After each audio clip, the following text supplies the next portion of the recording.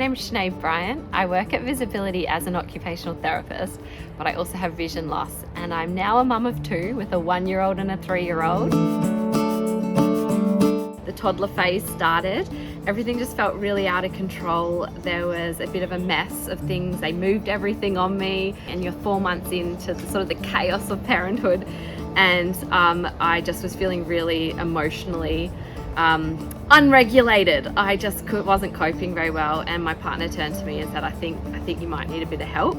So I reached out to multiple services, including occupational therapy, to help me organise, firstly, the house, and that made me start to feel a little bit more in control. My name is Kate Thompson. I'm one of the occupational therapists at VisAbility.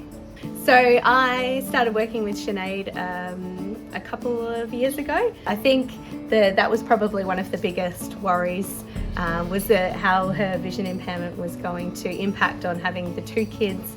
She'd managed really quite well with the first, but the second, you've got the extra responsibility of a baby and a toddler. She needed some organisation strategies and things around the home to make the mum life and kid life a bit easier at home.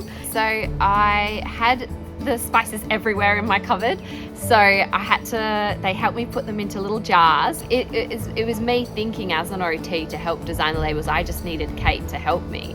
So I needed the large print letter for me to visually scan and see. I needed the little words for Shane to be able to read, and I needed the pen friend so that when my vision does get worse, I still know what the item is in my cupboard.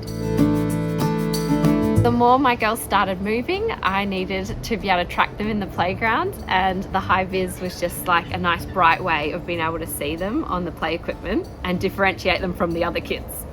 I just thought it would be fun to put Mairead in the big bus because she's the tiny one, and Mary is mummy's little helper, and she loves pink, so she had to have the pink one. The yellow was really bright for Mairead.